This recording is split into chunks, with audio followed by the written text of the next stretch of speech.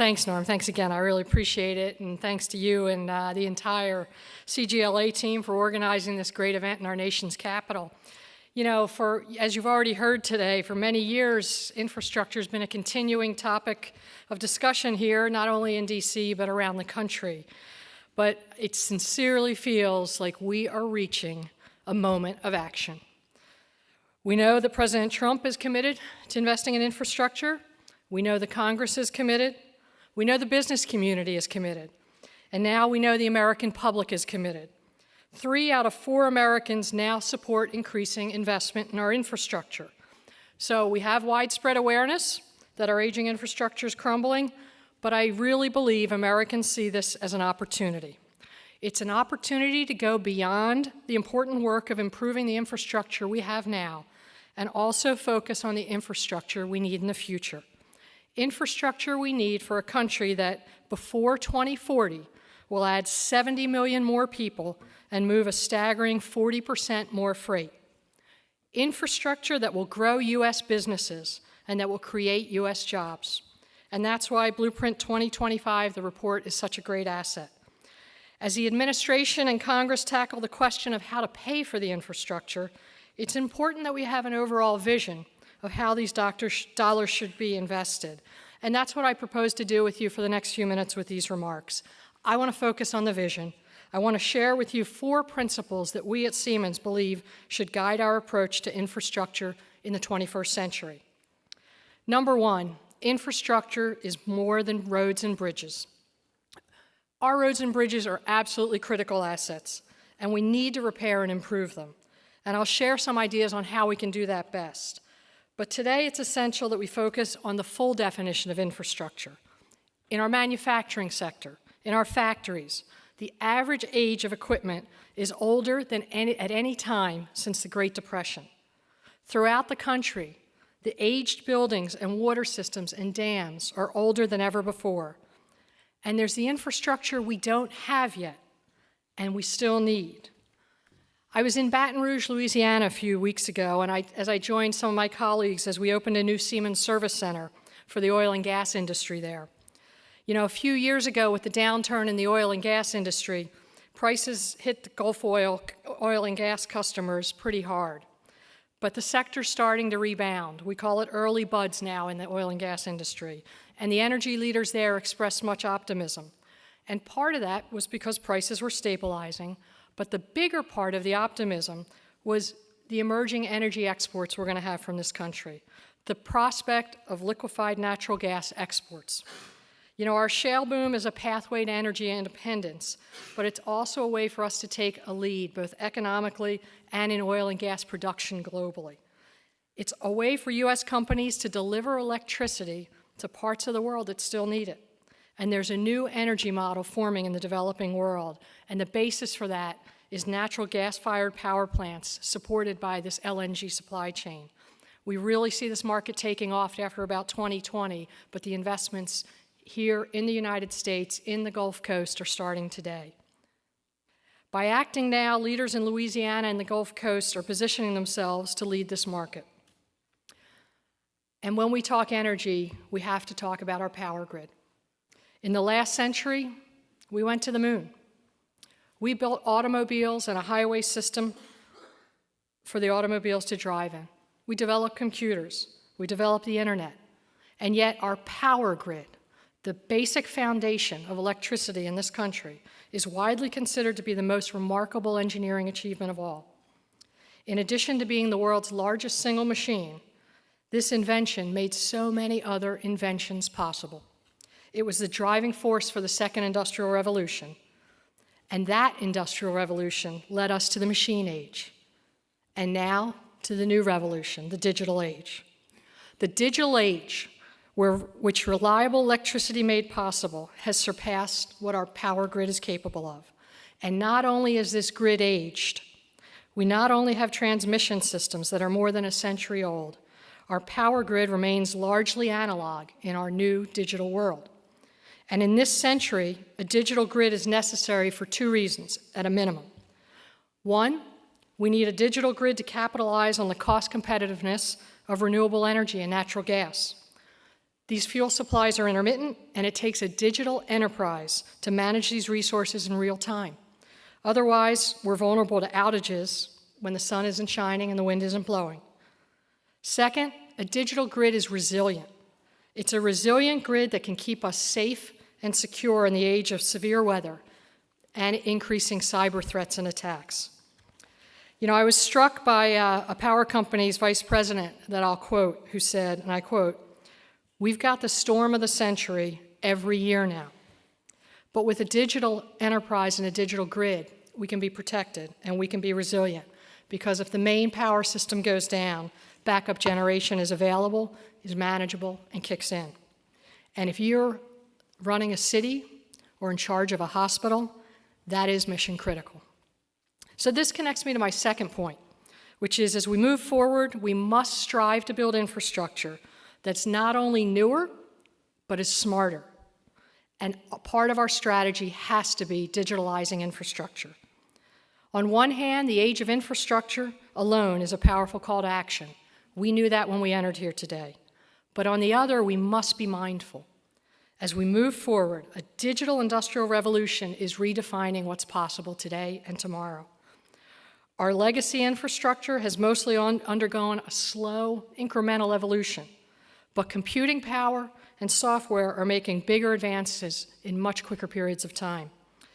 In a 2013 TED Talk, an MIT professor, Erik Bjorn-Ulfsen, pointed out that computers evolve faster than any other innovation in mankind. Look at a PlayStation, he calls out. He says it's more powerful today than any of the military supercomputers from 1986. Machines are learning how to do things faster than humans can, and with this intelligence, along with trillions of connected objects and sensors, the Internet of Things will and has formed the nervous system for the 21st century infrastructure. But there's still an important part of this value chain we can't forget, and that's us humans. Humans who will combine their own skills and know-how with advanced analytics to improve our infrastructure in ways that are still hard to comprehend. So in the short term, digitalizing our infrastructure is important. We need it to address the challenge of capacity. A subway system running on wireless, software-based communications can clearly safely run more trains per hour and move more people. A traffic system that switches from historical to real-time data will manage rush hour traffic more effectively and safely. In the longer term, though, we need to start digitalizing our infrastructure now so that it's adaptable in an age where human progress is no longer incremental. If we make our infrastructure smarter, we'll have the tools we need to move people and things faster, more efficiently, and more sustainably in this century and beyond. Our third principle is pretty simple. As we overhaul U.S. infrastructure, we believe the vision must be regional. We'd never have the current massive rail and highway systems that we do today were it not for Lincoln or Eisenhower, and the visions all of our presidents had to connect the country. But we think the task before us now in the current century and beyond is actually different. We need to maintain and digitalize the infrastructure bestowed to us, that's core, by previous generations. But we have to build new infrastructure as well. And we don't believe these needs are one size fits all. We think they vary by region in our country. And fast-growing metros are going to need new rail and transit services to stay ahead of growth. One passenger rail project that Siemens is working on from the Blueprint report is called the Bright Line project in South Florida.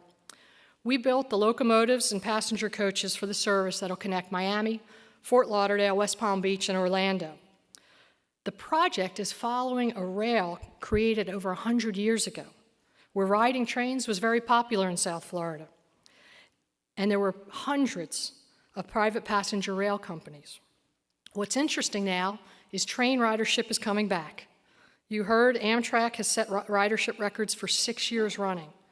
And as we see in South Florida on the Bright Line project, private sector investment is coming back too. So it's clear that trains are reemerging as vital and growing transportation choice, but part of the solution is urbanization and rapid population growth. Traffic experts in South Florida have said that traffic gridlock could one day be as bad in South Florida as it is in Los Angeles. That's how fast the Southeast region is growing. And the solution looking ahead will be to make roads smarter and provide new transportation choices. So when the Brightline service opens this year, it will offer significantly faster intercity travel times than driving will, especially during rush hour, privately financed. And studies have shown that just 2 railroad tracks can carry as many people in an hour as 16 lanes on a freeway, I-95 or the Florida Turnpike. Our fourth principle hits on the subject of financing. There's a practical role, even a constitutional role, for the federal government to invest in infrastructure. But as we all know, the need is large. According to the American Society of Civil Engineers, our infrastructure deficit is almost $2 trillion. So as public dollars are put forward, the private sector, we believe, should help these dollars go further. If there's strong federal investment, we believe public-private partnerships can be the answer. The U.S. has the largest public-private partnership potential in the world, yet we still have fewer public-private partnerships than other countries. This is clearly the time for the public and private sector to work together to strengthen the environment for public-private partnerships at both state and federal levels. So I want to close by simply saying, on behalf of our 50,000 U.S. employees, we stand ready to participate in America's infrastructure overhaul. And we believe and know we can add a lot of value. This is our largest market in the world for Siemens here in the U.S. And we have a proven record over 160 years being here of adapting our experiences, modernizing infrastructure internationally, and bringing that to the U.S. market. This includes automated buildings to manufacturing high-speed trains. In New York, after Hurricane Sandy, we installed power grid software that now will keep the lights on and power available during a future emergency. We're installing train control technology on the subway system in New York that has boosted capacity, not just in New York, but in many cities, by over 20%. We're providing manufacturers, hospitals, universities, and cities with on-site distributed energy solutions that enable them to reap the benefits of a digital grid today in their environment. It lowers energy, it maximizes uptime, and it gives them resiliency. We're equipping hydroelectric power plants and pioneering critical electrical infrastructure technologies. And we're providing cities with planning tools so that they can prioritize their infrastructure strategies. We're helping government officials at all levels leverage public-private partnerships and energy savings performance contracts to get these strategies off the ground. When we constructed the federal government's largest wind farm, it was paid for through energy savings, requiring no upfront cost to taxpayers. We've built an operating system now for the industrial Internet of Things we call MindSphere that will deliver advanced analytics to infrastructure operators. And we're installing traffic management software and piloting connected vehicle technology right now in Tampa that's foundational for the widespread deployment of autonomous vehicles. And not only do we bring this technology to America, we make it here in our over 60 manufacturing plants. The 70 new Northeast Corridor locomotives you saw earlier were made at our facility in Sacramento, California, and they were made smart. They have microprocessor systems that identify and fix technical issues. They have braking systems that feed energy back into the power grid. And this benefited companies across the entire U.S. The supply chain touched 60 companies in 20 states. So while we're a global company and a proud global company, we're proud to say we're U.S. local. And as our country addresses its infrastructure challenge, we are eager and ready to be part of the solution. Thank you all very much.